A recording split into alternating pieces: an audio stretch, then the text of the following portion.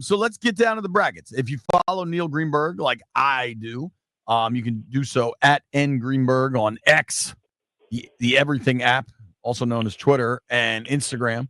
N Greenberg is where you follow him. Neil joins us via the Rude Guest Hotline.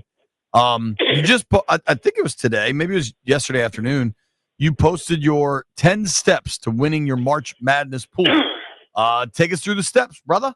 Let's get rich. Yeah, so the first thing you want to do is you want to get a sense of how big the pool is. The larger the pool, the more risk you want to take because you need to have a unique bracket. If you're in a smaller pool, like 10 people, then it can be chalkier. If you enter one of these ESPN pools, then you want to really be like off the wall a little bit because, everyone's going to have Florida advancing, everyone's going to have Houston advancing, et cetera. And I also start my bracket with the Elite Eight. I try to figure out who's going to be in the Elite Eight because that cuts down a lot of my decision making for the bracket. So I know if I have my 8, then I just kind of pencil them through the rest, and then I have to make fewer decisions throughout the whole bracket. Interesting. I would say don't go crazy picking upsets, especially this year. I think last year we saw a very chalky bracket. I think we're going to see a chalky bracket this year as well. Just the increase in analytics usage is getting a lot of the teams right in both the field, but also in seeding. And on paper, this looks like to be one of the strongest high-seeded brackets in a long time. So don't go crazy on upsets. That being said, there's some 12 seeds that are already favored in the betting markets, like Colorado State. Number 11, North Carolina is a slight favorite as well. Those are really great upsets to take in the first round because not a lot of people follow the betting market. So they may just see an 11 seed and think, oh, there's no chance to win. But as I said, they're favored in the betting market. So those are pretty easy round of 64 picks to take. And I would say my last thing, even though there are 10, but I would say the last most important, I think the SEC is overrated, and I would fade a lot of these teams, Auburn, Florida, Alabama, Tennessee, Missouri. I'd fade a lot of those teams in the bracket and just go with some other picks. Greenberg, do you care? One of our video producer, White Brian, is an Auburn guy, and he's just shaking his head at you. Do you care if he gets to respond here? Oh, no, let's get him on. Fire away, White Brian. I know you don't like it. I think we've almost gotten to the point where so many people are fading Auburn. I'm not worried about the fact that they're kind of limping into this tournament. Well, you never want to limp. I think what's going to hurt Auburn, I think ultimately, is they send their opponents to the free throw line quite a bit. And that doesn't seem like it's a big, hiccup, but when you're looking at one and done tournaments, when you're looking at what usually fuels upsets, there's a lot of fingerprints, and the higher the lower seeded teams are typically move on when they're able to grab a lot more offensive rebounds, create turnovers, but also get extra points, easy points at the free throw line. And I would say Auburn, does have a challenge in that regard. They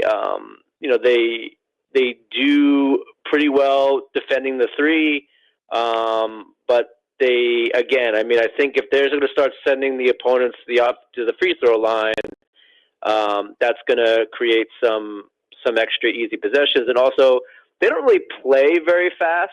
They have a very efficient offense, second best in the country. Defense is very good, but they also play at a pretty slow tempo. So while their offense is efficient, it only takes a couple of botched shots to make it so that the other team can keep the score close. Well, so here's my counter to, I think specifically like talking to Greenberg here, myself and White Brian, we are so inside all this stuff, right? That we're looking at the betting markets, we're looking at their last 5, we're looking at net or all these quad 1 wins, whatever like metrics are available. And I can see White Brian's point, like, oh, everybody thinks Auburn's cooked, which makes me like them more. But like, ignore all that, strip all that away, right? Why did they lose 3 of their last 4, White Brian?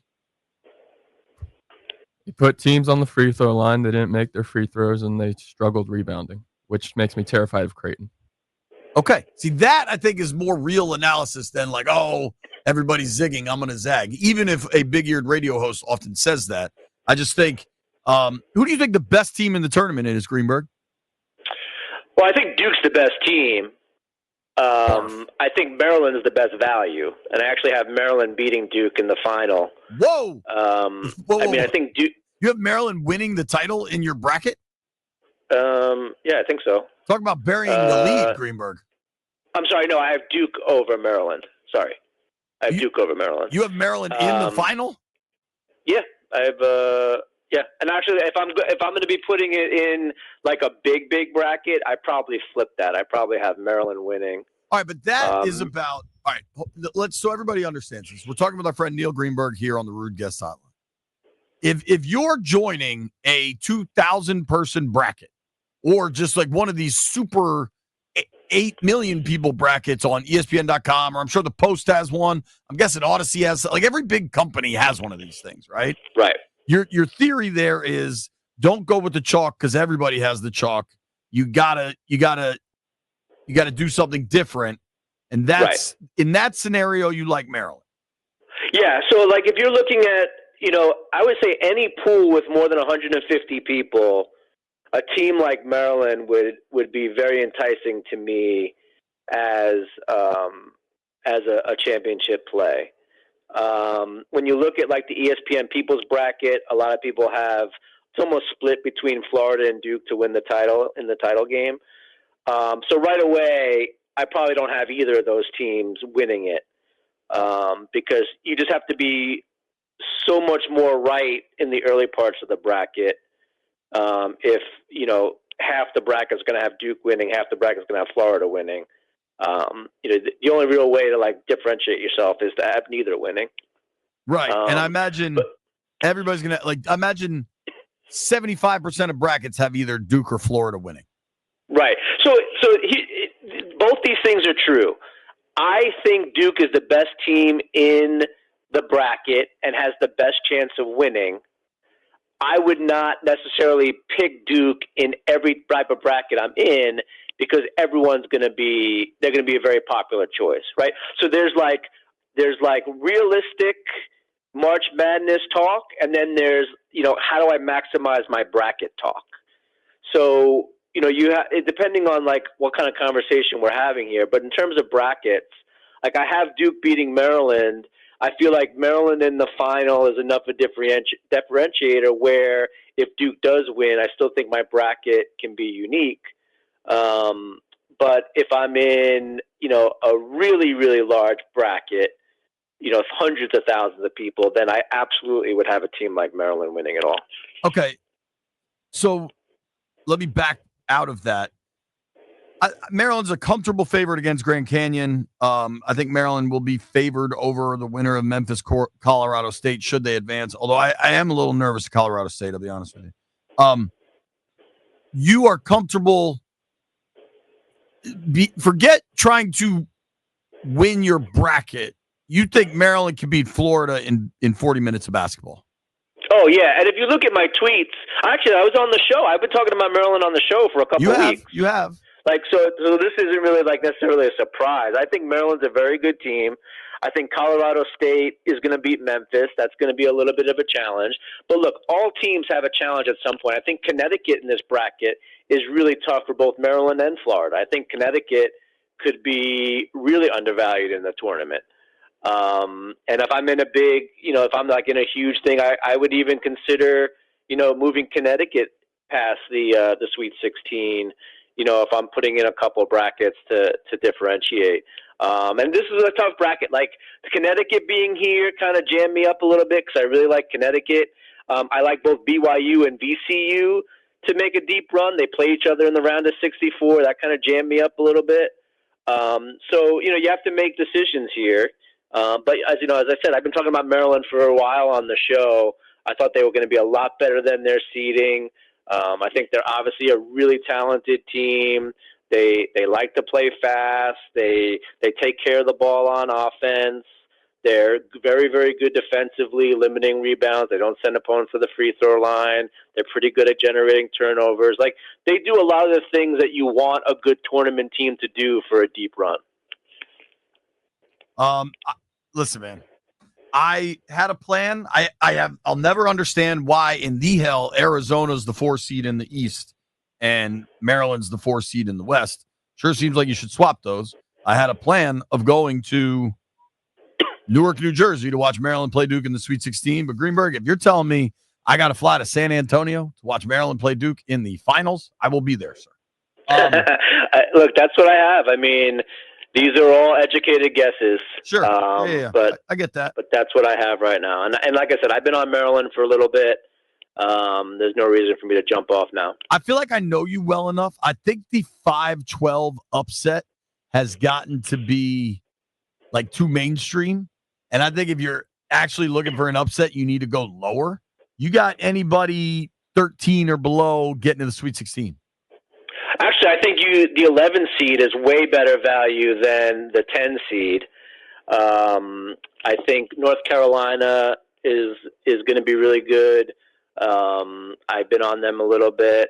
I talked about VCU. I think I've even talked about VCU on the show. I think that they're good. I don't know if I'd go lower in this bracket than the 12 seed, but I like number 10 New Mexico. I like 12 Liberty. I think McNeese State has a shot. I think they're just McNeese now. They dropped the state. Yeah, McNeese. I'm sorry. Yeah, get it right. Utah State, 10 seed. I think they can be okay. We talked about number 12 Colorado State being favored, and possibly number 10 Arkansas. So I actually like the 10, 11, and 12 seed line a lot more than I like the 13 and below. But I did tweet out the most likely upsets by seed, and at 13 you had Yale, 14 you had Troy, 15 Nebraska Omaha, and then 16 was Norfolk State. Norfolk State. All right. If Norfolk State took down Florida, we're including Norfolk State in the BMitch and Finlay DMV for the March Madness tournament. They count we go from Norfolk to Emmitsburg, Maryland. Greenberg. Oh, wow. They'd have my full support. I think they're the Spartans, Norfolk State Spartans. Yeah, I mean, that would be a historic upset, so I'm not saying that they're going to do it. I'm just saying most likely team at that seed for an upset would be Norfolk.